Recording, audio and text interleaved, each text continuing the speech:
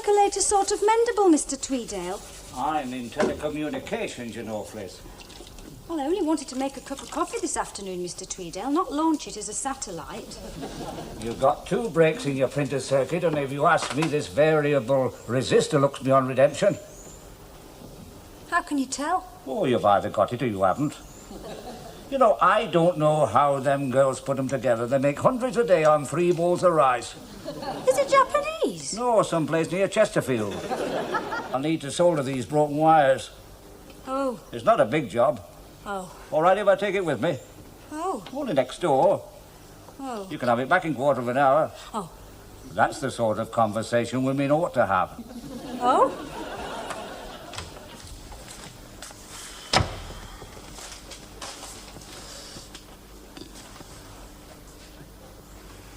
Fliss? Chris, you're not supposed to be here. Where's my deck chair? Why is this table set for 2? Bi-romantic screwdriver? What's the name of your lover?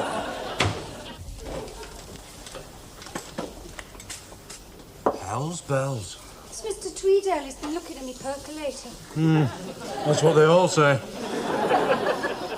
Blood and sand, what's my deck chair doing out in the garden? Well, if he'd come home at the proper time, it would have been back in its usual place. You mean while I'm out, you take it out for a breath of fresh air or something? Jill's coming this afternoon. Jill who? You remember Jill Fraser? We used to go to school together. Then she went to university and came to our wedding. You didn't have to have a degree to come to our wedding. She's a fiction editor now for a firm of publishers. And allergic to deck chairs. And she lives in London. They have them in London. Not in the living room.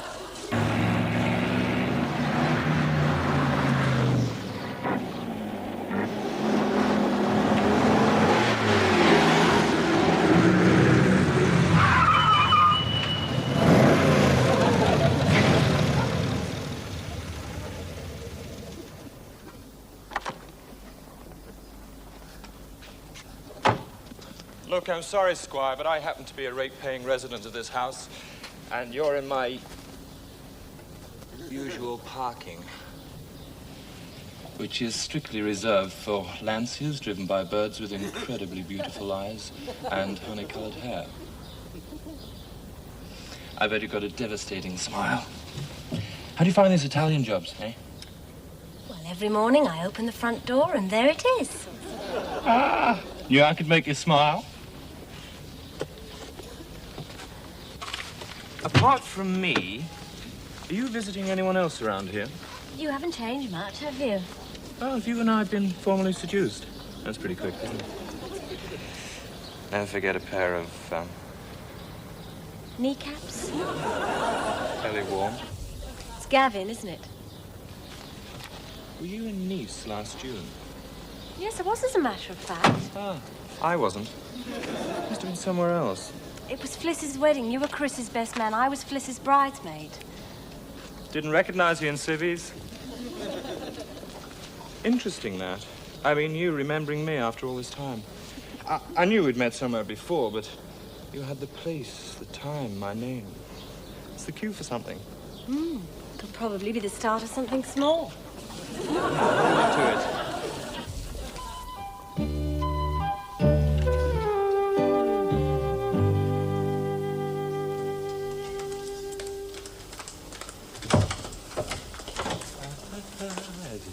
What are you doing here? You name it, I'll dance it. Could get worse. Surprises time, I've got someone with me. Jill? Hi, Fliss. Long time no crib your A-level papers. Oh, Jill. Oh, you look fabulous. That's a super outfit. Do you remember your gym slip when we were in the 5th with stitched tucks underneath? Not to mention the hem.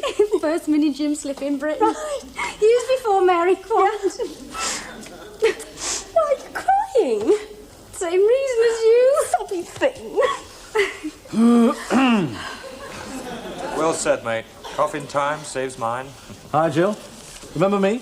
Lots of rice, groom is nervous, answers twice. Just think what a year can bring. He's washing dishes and baby clothes. He's so ambitious he even sews. Whoopee. I've got loads to tell. Hey, whatever happened happened to Sylvia Prince? Well, the last I heard, she passed her canoe licence and was a floating doctor in Borneo. Honestly? Something like that.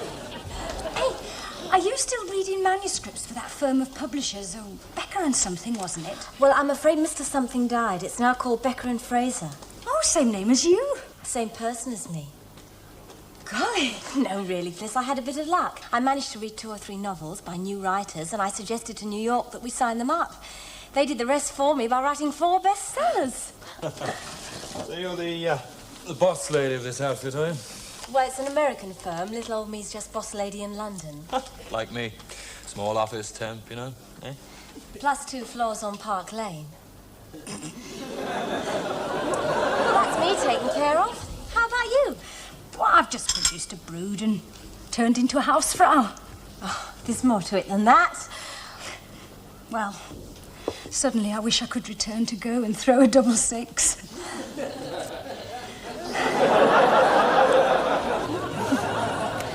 Well, just you listen to me, Felicity Hawthorne. It's time you and I had a little talk. Chorlton may not be near North Borneo or within bottom-pinching distance of Italian diplomats, but it does have things going for it. I don't spend my life in the park. I spend it in a dungeon with cupboards and a sink. Washing the kids' things and Chris's shirts and the bedclothes, which I then dry, iron and air. And after I've done all that, I've got something really super-duper to look forward to. And the next day I can do it all again. Oh, it's all so futile. Well, and every day you have the twins with you. They speak English, Jill, with a Bronze Age dialect. Oh, they've progressed from Ugg. But they're light years away from differential calculus. Do you know any writers? Do reporters qualify? And novelists? You can't imagine a more miserable bunch of screwed-up egomaniacs. They don't write books, they give birth to them, trying to create something perfect. And here you are, sitting in Longton Park, having done just that. Right? Right. Fliss Hawthorne rules, OK? Then why don't I feel any better?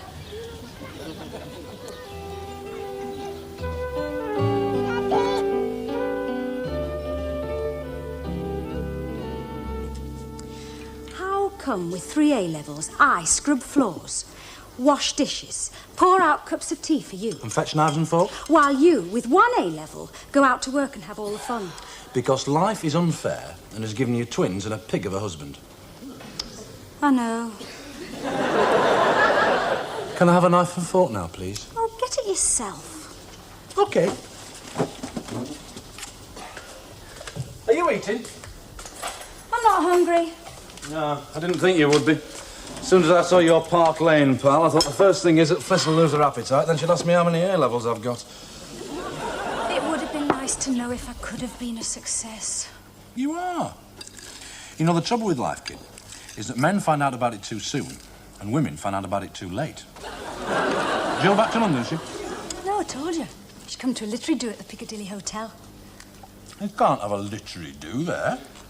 They don't use words anymore. They've got little pictures everywhere. Little people on loo doors, little cross knives and forks for the restaurant. It's a campaign to stamp out literacy. Apparently, Jill's firm have just published a book by a new northern writer, and they're having a party to launch it. For the critics and things. Yeah, and passing street signs. Hey, is it that? Oh, God, I read about that somewhere. The Sons of Perdition. Yeah, that's right. That's a Mary guy from Gorton. Jake Weir. I thought all that big northern bit was over these days. Joe Lampton rides again. Rent man. Spent man. You never guess who I've just found on the doorstep again. Jill? Yeah. How does the little lady do it? Hello, everyone. Hey, aren't you supposed to be at the do? Oh, if I went now, I'd be one of the first to arrive. It's better to have the whole room missing you rather than just 3 or 4. Anyway, there's something else I'd rather be doing tonight. Oh, I got time for a shave first. Babysitting for you. What? Well, I've got this literary due tonight, then I'm back to London tomorrow, and the day after that I'm in New York. New York? Oh, once you've been there once, Fliss, it's just another noisy city with built-in muggers. Well, I'd like to go to see it for myself first, then dislike it. How about the next best thing? We've been to Rochdale. I wish you'd do me a very big favour and let me look after the twins tonight. Well, what about the party? You go in my place. Well, they'd want to know where you were. I've never met Jake Weir. I'd never pull it off. Of course you could. Anyone who's read 4 books is 3 up on most of the people who'll be there tonight. Oh, that's just a clever thing to say. No, seriously, Fliss. People at literary do's read what the critics write about the books, not the books themselves. And that's enough to keep a conversation going. Can I go with her? Well, that was the general idea. Bottle of Drambuie if you pull it off. Well, it's very tempting. And it's very nice of you, Gavin, to offer me 2 bottles of Drambuie. And you're worried about pulling it off. Anyway, I'll be there to give you moral support and tell lies.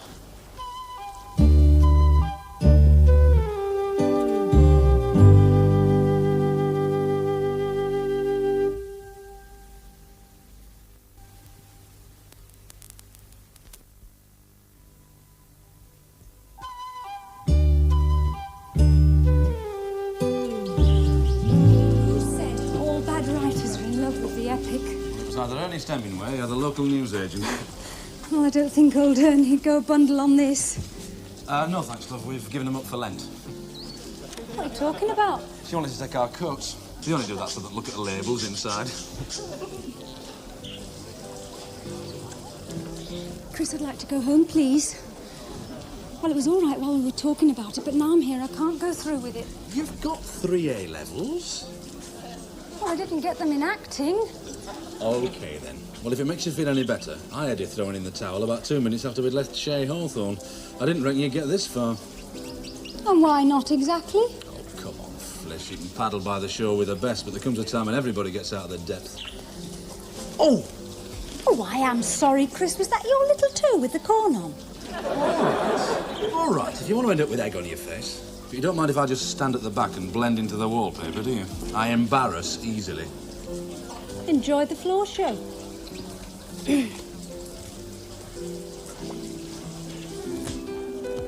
Goodness gracious, fancy seeing you. I didn't know you 2 were together again. My word.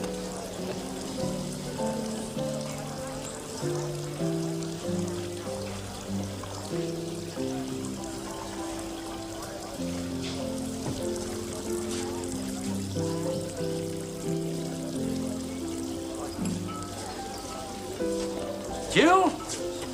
Dicky boy can spot a literary agent through 100 martini glasses. You get down from the smoke all right? Yeah. Geez, what a place. Manchester should not be on a map. It's like the Gobi Desert with double yellow lines. Becker said you were a looker, but you know Becker's wife. After his wife, Henry Cooper's a good-looking bird.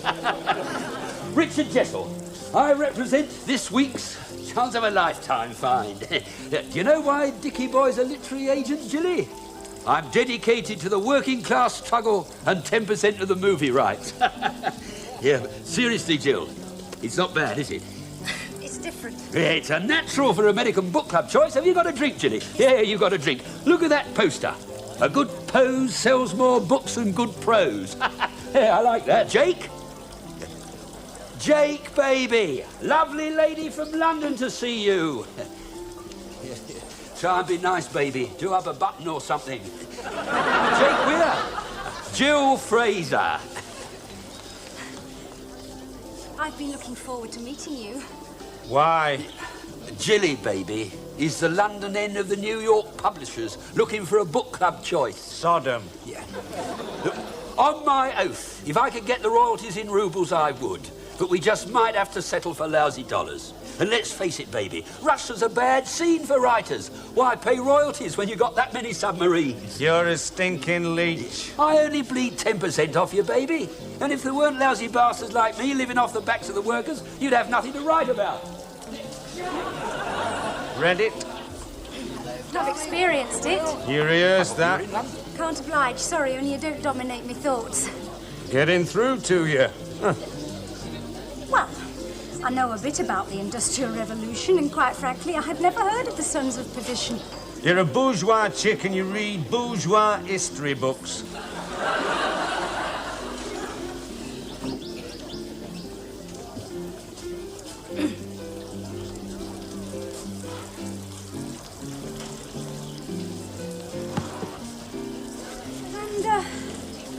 sons of perdition? Flying pickets, lovey. Organised labour to put pressure on the factory inspectors. There aren't many references in the book. Bourgeois trap. Oh, for all I know, it might not be true at all. Truth's another bourgeois trap. History's a dream world made up of actual events, right? Right on, Jake. If it's got any purpose at all, it's for using as a means to an end. And if that means making it up, you make it up. Bog's over there. I was just listening. Look, Butch, I know three's kinky, but don't loon about here while you can mentally retard over there. How come all you men should be equal, guys, and never treat the rest of us as equal? Sod off. This is my chick for the night, Dad. All night? Not going back till tomorrow morning, are you? No. So why don't you get yourself fixed up, eh? This is a heavy scene for guys wearing shirts and ties. Actually, I had a feeling that you and I had met before. Could be. Before what? Before I became obsolete. He's a refugee from Ronald Reagan movies.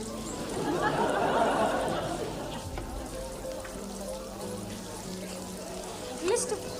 Jake, now we've only just been introduced and you seem to be making arrangements for, well, you know. You southern chicks go from prep schools and ponies to pink-skinned twits who wash their hands 50 times a day, eh? Not far out, Emma. It's incredibly accurate, actually. But what really turns you on is a bit of rough, right? Now, look, don't get uptight with me, chick. You want it, I've got it. And, what have you got exactly? No respect for bourgeois bitches. Here, I've been looking for that little devil. Makes you mourn the passing of magnetos. Ah, tiddlywinks asleep, are they? Well, I did my best to keep them awake, but I think their concentration started going about 2 hours ago. Just after I finished Watership Down and started on the Hobbits. You know, I mean... Look, I'm not trying to say anything. Ignore me, son. If you want to invite her up to your bedroom, you're both consenting adults. Almost. I've got a fantastic pad up there, you know. I'm fed up with fantastic pads. Everyone I know has got a fantastic pad. I'm also fed up with Knightsbridge, with Harrods Food Hall, dancing at Annabelle's, oysters at Cunningham's. you don't have to have a guilty conscience just because you've made it, you know. That's what you've got. Guilty conscience. What I've got is a guilty feeling I'd like to be comfortable for a change and take my shoes off. Yeah, you can't exactly call this room comfortable. Hasn't even got a decent... Oh, hang on. Look, up and down, up and down. It's them discotheques that do it. I hear that you print books, then. I published them, Mr. Tweedale. I suppose you're inundated with ideas. Oh, I'm always on the lookout for a winner. I've got an idea for one of them big illustrator books. Oh, they're called coffee table books in the trade. What I've got in mind, you wouldn't have to have a coffee table. It's a much more universal topic. Cacti. Cacti? Cacti and its growth of popularity in Chorlton.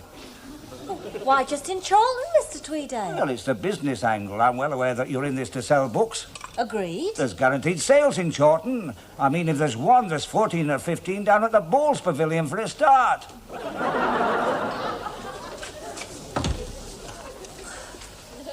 if I didn't know any better, I'd say that was a deck chair you've got under your arm. Right. Chris's. I thought you might like to sit on it. Fliss put it out there because you were coming, so... Can I give you a hand? Nope. You know, Chris is a great guy, but he does have one fault. He arrogantly flaunts his poverty in the faces of the rich. Well, if you insist on roughing it... I hope it's safe. Lives one more year, he'll get a telegram from the Queen.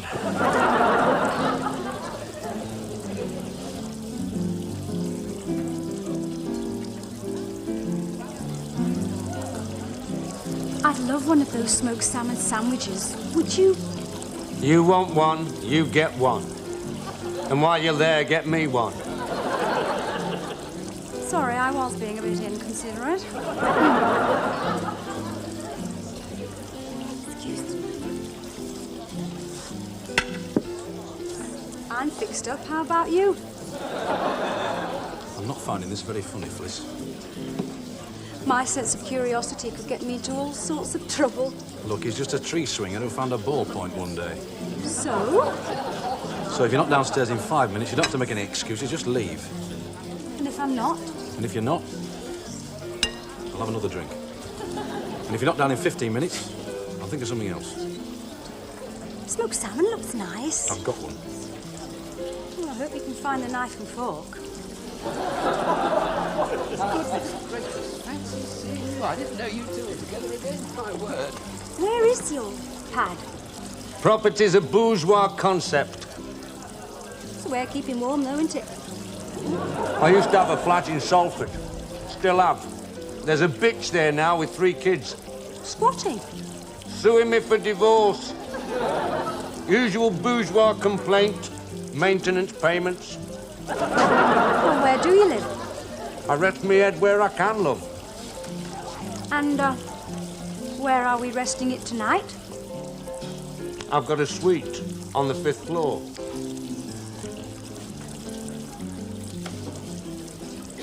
It's an irresistible combination. A bit of rough in a 5-star hotel. Well, there's not much action down here. Do you mind if I, Suite 507, 5th floor. Suite 507. Are you going now? You won't be long, will you?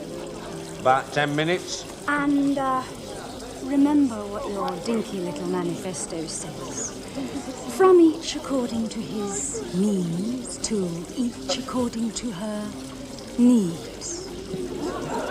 Their senses keyed to fever pitch. Prepare for the rendezvous with destiny. Blood and sand.